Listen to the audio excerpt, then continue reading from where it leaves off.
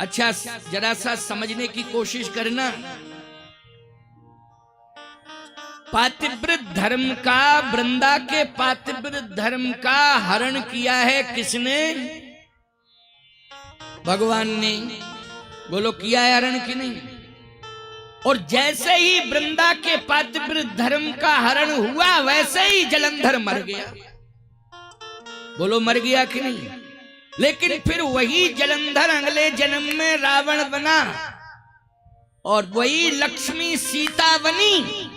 तो पंचवटी नासिक में जलंधर ने रावण बनकर सीता जी का हरण किया कि नहीं किया? बोलो भाई किया कि नहीं किया? अंतर केवल इतना है कि रावण सफल नहीं हुआ। बोलो भाई रावण हरण तो कर लिया जानकी जी का, लेकिन वो सफल नहीं हो पाया। केवल हरण ही किया उसने, सफल नहीं हो पाया। उसकी सारी योजना फेल हो गई। लेकिन भगवान क्यों सफल हो गए भाई? लक्ष्मी के पति क्यों सफल हो गए और वृंदा का पति क्यों विफल हो गया? बस इस मर्म को समझना है। आइए सुनिए, राम जन्म के पहले मैं भूमिका के रूप में इस चरित्र को श्रवण करा रहा हूं, क्योंकि भगवान के जन्म का एक ये भी हेतु है। राम जन्म के हेतु अनेका, राम जन्म के हेतु अनेका, परम विचित्र एक का, परम विचित्र परम विचित्र एक का, परम विचित्र एक कल्प सुर एक दुखारे, एक कल्प सुर एक समर जलंधर सन सब हारे, समर जलंधर सन सब हारे, समर जलंधर सन सब हारे, समर जलंधर सन सब हारे, परम सती राधिप नारी, परम सती राधिप नारी, परम सती राधिप नारी, परम सती राधिप नारी, तहीं बलताय चिते पुरारी, बलताय चिते पुरारी, तहीं बलताय चिते पुरारी, तहीं बलताय चिते पुरारी, तहीं बलताय चिते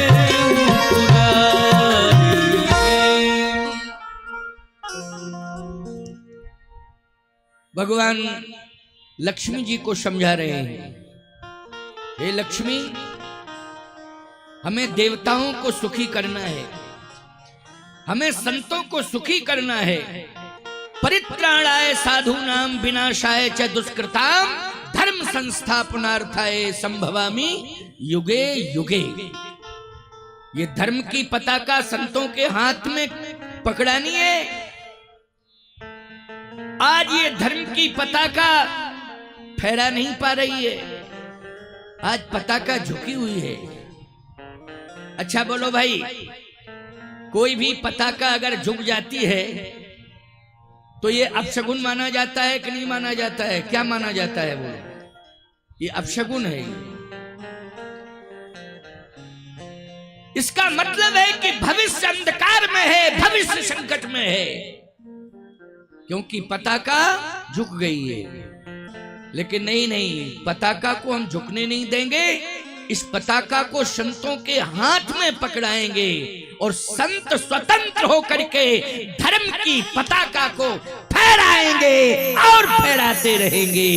इसलिए आज मैं जाऊंगा। ये जलंधर के कारण आज धर्म की पताका झुकी हुई है। जलंधर के कारण धर्म की पताका झुकी हुई है।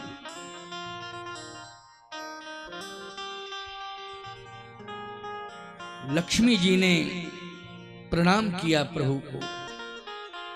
ठीक है, परम स्वतंत्र न सिर पर कोई, आप परम स्वतंत्र हैं प्रभु, आप जैसा चाहें वैसा कर सकते हैं।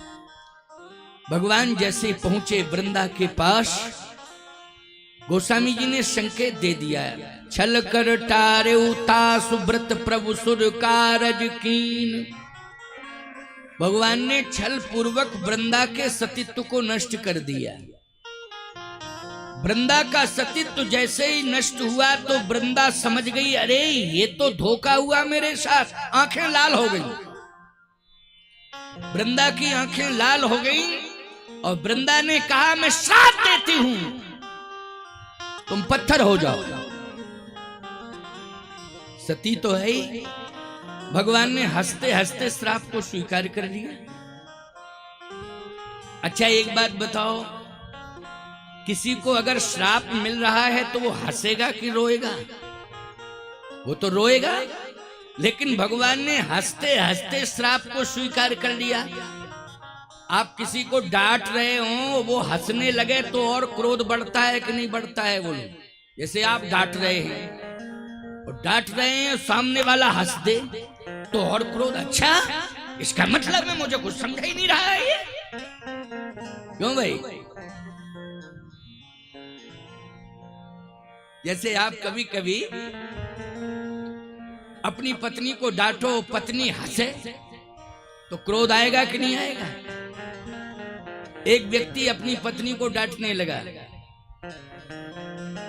1 घंटा हो गया, इतनी ठंडी लग रही है, स्नान करना है, पानी गरम कर।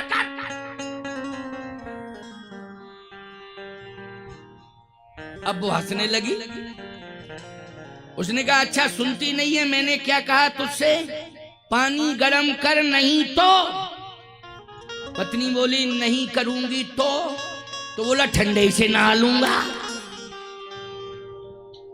क्या फायदा है बोलो भाई? ऐसा अस्तित्व दिखाने से क्या फायदा? निष्प्रभावी हो जावे। बड़ा प्रभाव दिखाया। वृंदा ने कहा, मैं श्राप देती हूं, तुम पत्थर के हो जाओ। भगवान मुस्कुराने लगे।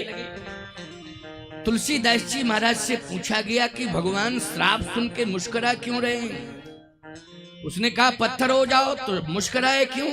तुलसीदास जी ने कहा, इसलिए जड़ चेतन जग जीव जत सकल राम में जान। भगवान तो सब जगह है। बोलो, पत्थर में भी भगवान है कि नहीं है? पत्थर में भगवान की नहीं? और प्रमाण के लिए बोलो भाई, गोवर्धन जी की परिक्रमा करने आप जाते हो, पहाड़ है लेकिन है भगवान की नहीं? बोलो, चित्रकूट धाम में जिस पीठ का मैं पीठाधीश्वर हूँ, कामदगिरि पीठ का, आप कामदगिरि की परिक्रमा करने जाएं तो उस पर्वत में कौन है? बोले, साक्षात भगवान श्री राम विराजमान हैं, इसलिए उस पर्वत की परिक्रमा होती है। गोवर्धन में साक्षात भगवान कृष्ण विराजमान हैं, इसलिए गोवर्धन की परिक्रमा होती है ना पर्वत की। पर्वत में कौन विराजमान है? भगवान। तो भाई इसमें कोई नई बात थोड़ी है। ये कौन सी नई बात हो गई? जड़ चेतन जग जीव जत सकल राम में जान। बंद हूँ सबके पद कमल, सदा जोर जुग पान। सिय राम में सब जग जानी। सिय राम सब जग जानी।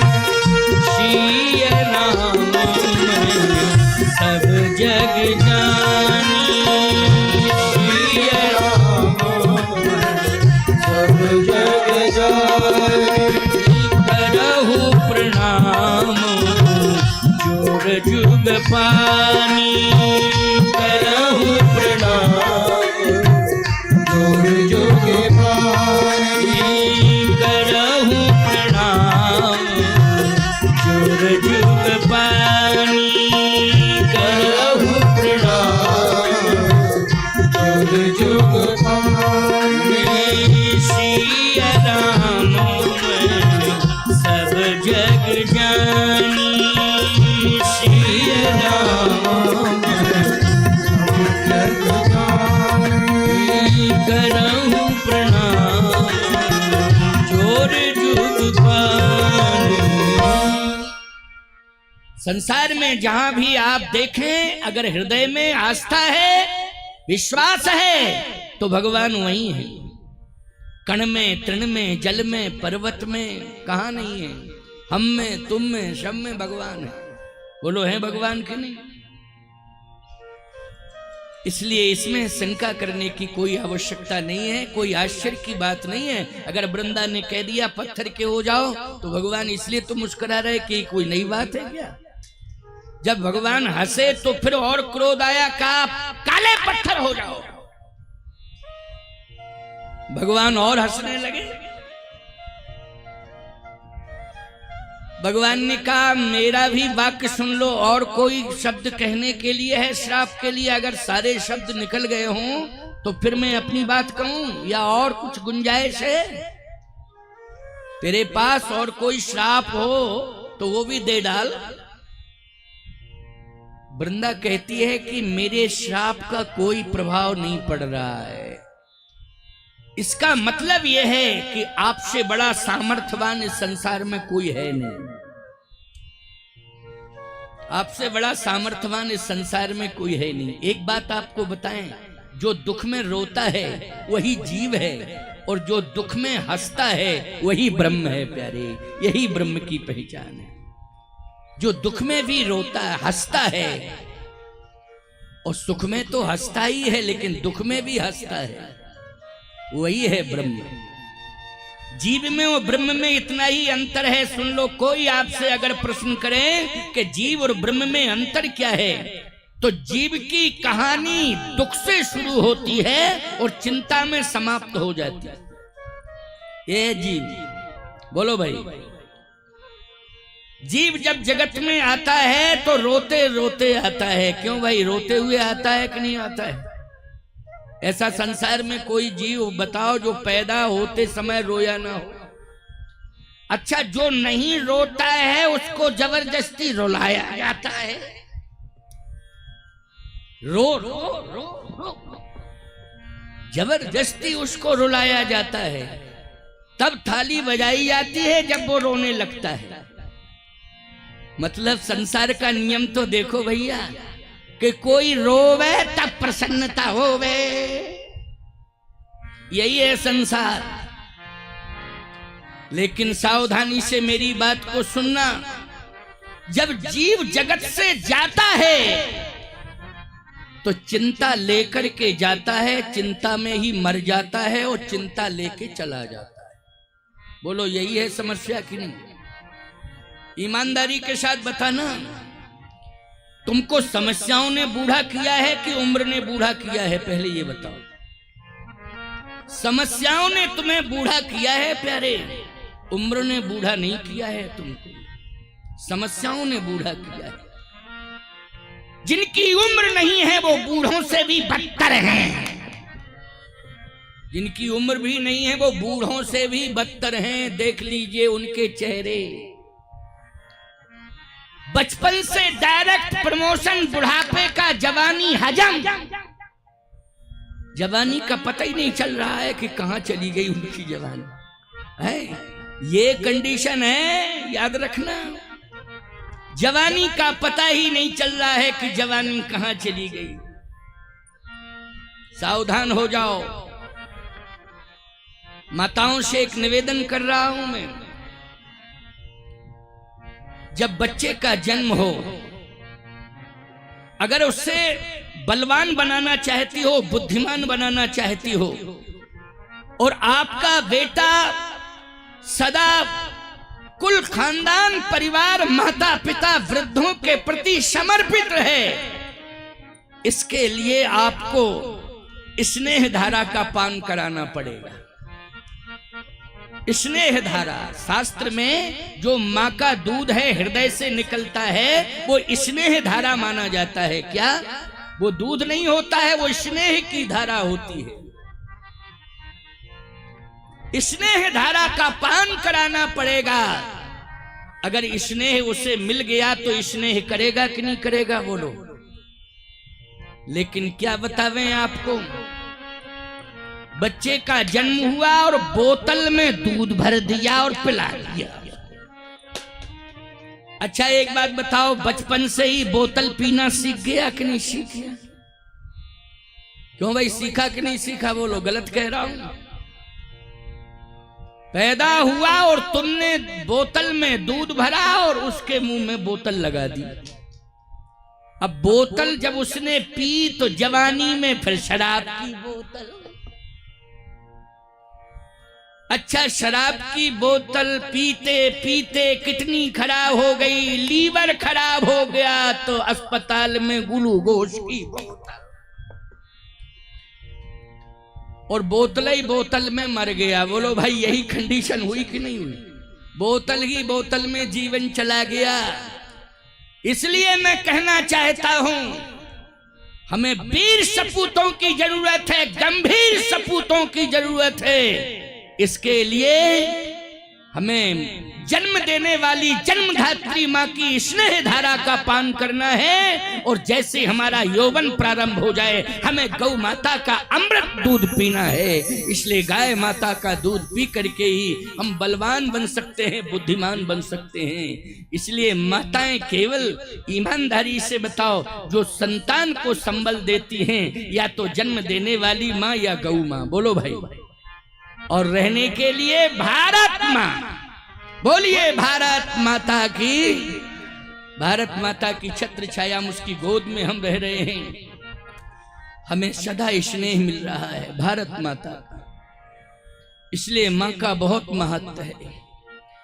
और आप सबके ऊपर तो चामुंडा माँ की बड़ी कृपा है, केला माँ की बड़ी कृपा है। इसलिए इतने बड़े भाग्यवान हैं आप कि ये मूर्ति परम सिद्ध मूर्ति है। मैं तो प्रतिदिन दर्शन करने जाता हूं, याद रखना। जब से मैं आया हूं पहले दिन से ही मैं दर्शन कर रहा हूं, और इतना प्रभावित हो चुका हूं इस विग्रह से, जो प्राचीन विग्रह है, पुराना विग्रह है। यद्यपि जो दिव्य सुंदर नूतन विग्रह स्थापित किया है वो भी बड़ा ही सुंदर दिव्य और भव्य है, लेकिन अति प्राचीन विग्रह जो है चामुंडा माता का पीछे है ना, मैं नित्य दर्शन करने जाता हूं, पूरे देवताओं का दर्शन करता हूं। लेकिन पहले दिन ही मुझे अनुभूतियां हो गई, याद रखना। ये विश्वास की बात है प्यारे, जो मैंने अनुभव किया है। तुम भाग्यवान हो सब जो चामुंडा माता की गोद में बैठे हो, पूरे क्षेत्र को संभाले हुए हैं, कृपा कर रही हैं। और यदि तुम्हारी आस्था सदा इनके प्रति बनी रहेगी तो किसी भी प्रकार की व्याधि तुम्हारे क्षेत्र में प्रवेश नहीं करेगी। एक बात ध्यान से सुन, ये मां की कृपा सदा रहेगी तुम्हारे ऊपर। इसलिए आज जीव और ब्रह्म के भेद की बात मैं कर रहा था, तो जीव की कहानी दुख से शुरू होती है और चिंता में समाप्त हो जाती है, लेकिन ब्रह्म की कहानी आनंद से, सुख से शुरू होती है और आनंद में समा जाती है। सुख से शुरू होती है और आनंद में समा जाती है। यह है ब्रह्म की पहचान। और बोलो, अयोध्या में वो ब्रह्म आने वाला है तो उसके बारे में एक ही चर्चा है, जो आनंद सिंधु सुख राशि सीकर तई त्रैलोक सुपासी। उसके बारे में यही चर्चा है कि वो कौन है, आनंद का सिंधु है, समुद्र है, सुख सिंधु, आनंद सिंधु। भगवान ने कहा कि अब और कुछ श्राप देना हो तो बताओ। वृंदा कहती है नहीं, श्राप दे चुकी हूं। भगवान ने कहा कि मैं मुस्कुरा इसलिए रहा था कि तूने मुझे एक नई प्रतिष्ठा से जोड़ दिया। देखो भाई, नई प्रतिष्ठा से तूने मुझे जोड़ दिया है। सबसे ज्यादा सम्मान यदि मेरा होगा तो तेरे श्राप के कारण होगा। देखो भाई, अद्भुत बात है। सबसे ज्यादा सम्मान यदि होगा, राम कृष्ण से भी बड़ा सम्मान मेरा होगा तेरे श्राप के कारण। जितने भी अवतार होंगे उन सभी अवतारों में श्रेष्ठ सम्मान, सबसे श्रेष्ठ सम्मान मुझे मिलेगा। चाहे राम कृष्ण का अवतार हो, चाहे परशुराम का अवतार हो, चाहे नृसिंह अवतार हो, चाहे वामन अवतार हो, चाहे जितने अवतार हुए हों, सबसे ज्यादा सम्मान मुझे, अवतारवादों में सबसे बड़ा सम्मान तेरे श्राप के कारण मुझे मिलेगा।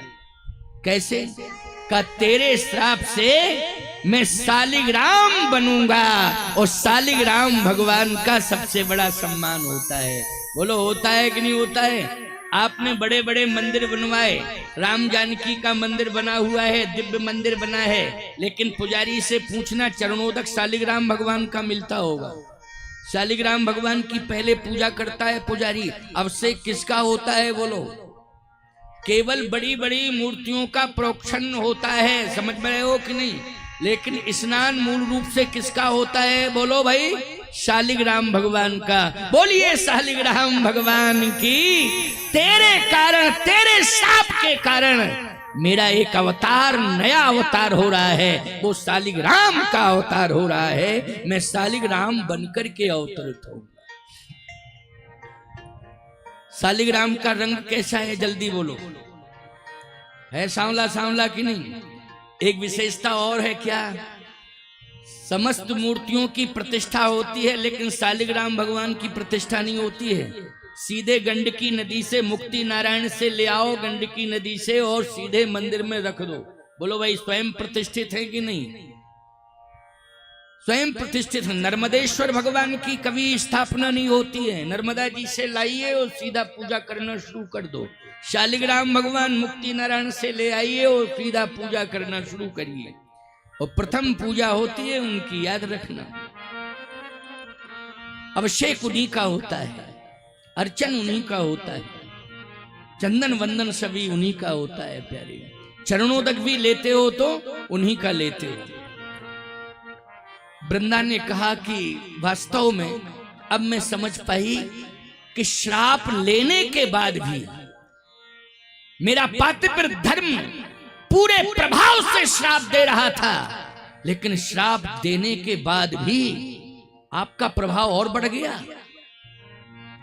आप भगवान, आप निश्चित रूप से भगवान।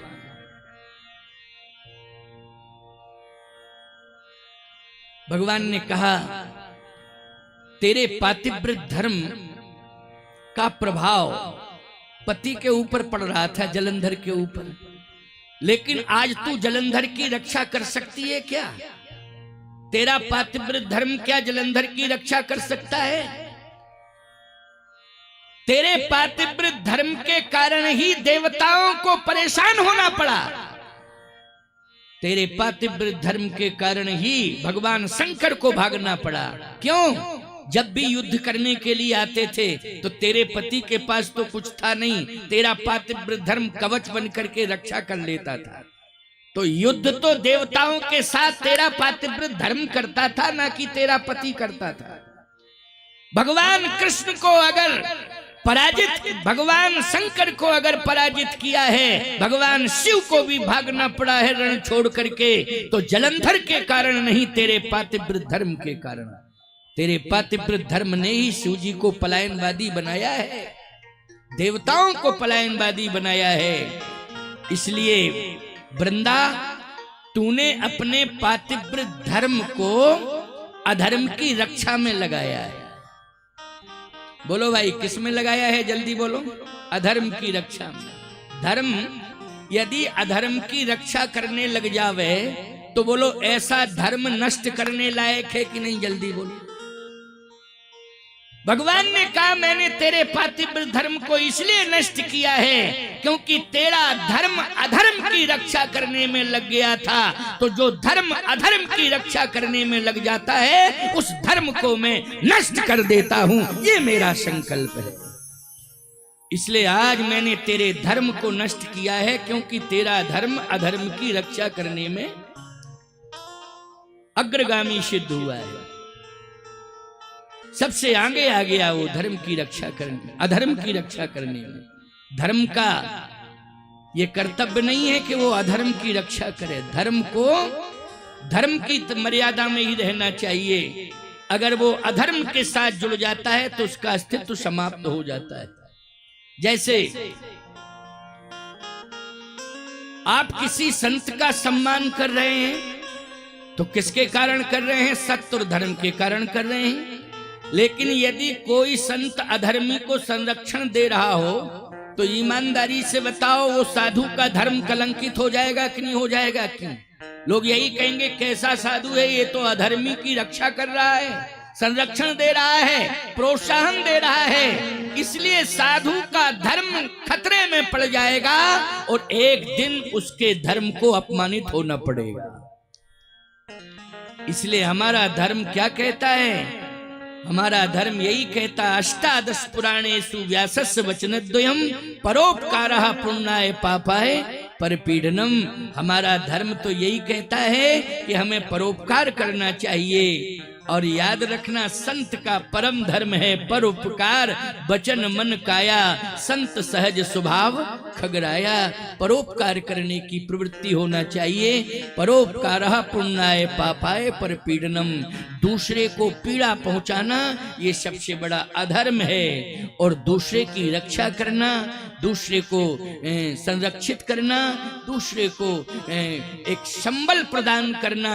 और हमारे जीवन में अगर दीनहीन मलिन आ जाएं उनकी मदद करना। जो बेचारे निरीह हैं, जो बेचारे दीन हैं, हीन हैं, यदि हम उनकी रक्षा करने में लग जाते हैं तो निश्चित रूप से हमारा धर्म जो है परमात्मा के लिए ग्राही होगा, स्वीकारोक्त होगा। परमात्मा तुम्हें स्वीकार कर लेगा कि नहीं, ये तो अधर्म का विरोधी है और ये सत्य और धर्म का सहयोगी है।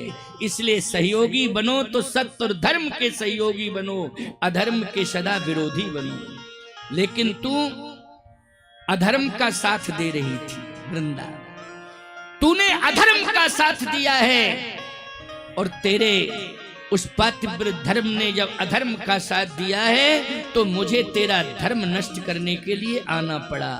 तो आज मैंने तेरे धर्म को नष्ट कर दिया।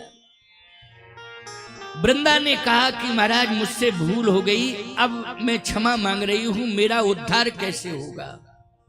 भगवान ने कहा उद्धार चाहती हो? हाँ, प्रायश्चित करना पड़ेगा इसके लिए।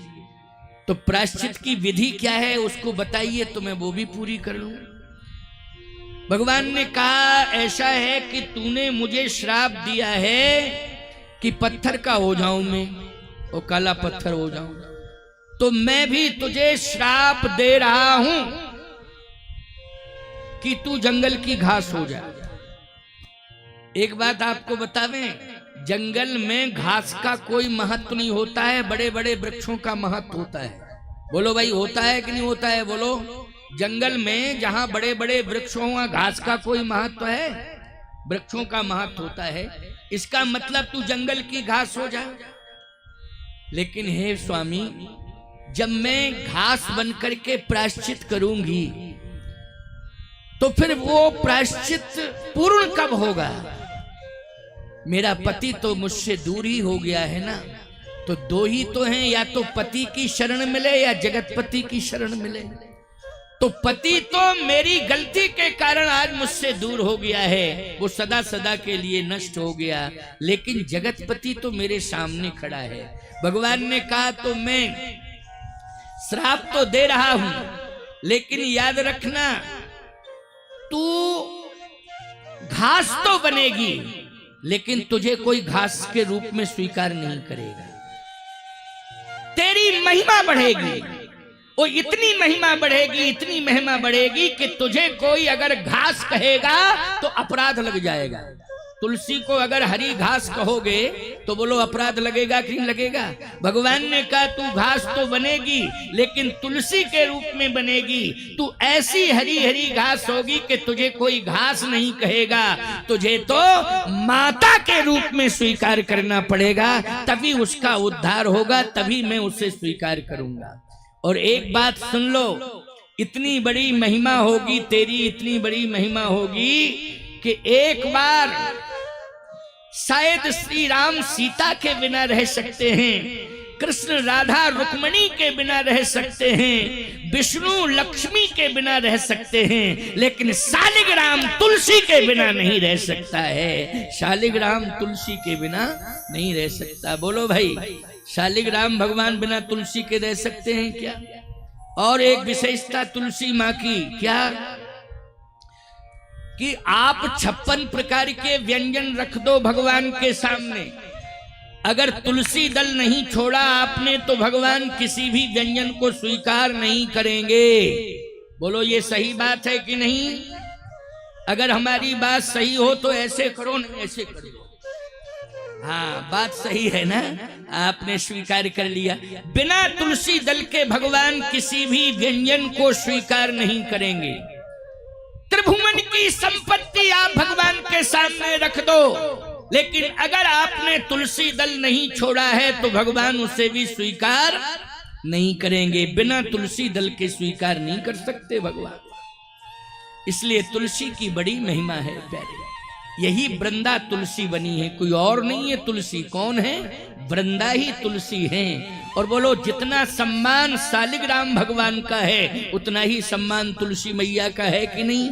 बल्कि बिना तुलसी के शालिग्राम रह नहीं सकते हैं, सावधान। इसलिए तुलसी की बड़ी महिमा है।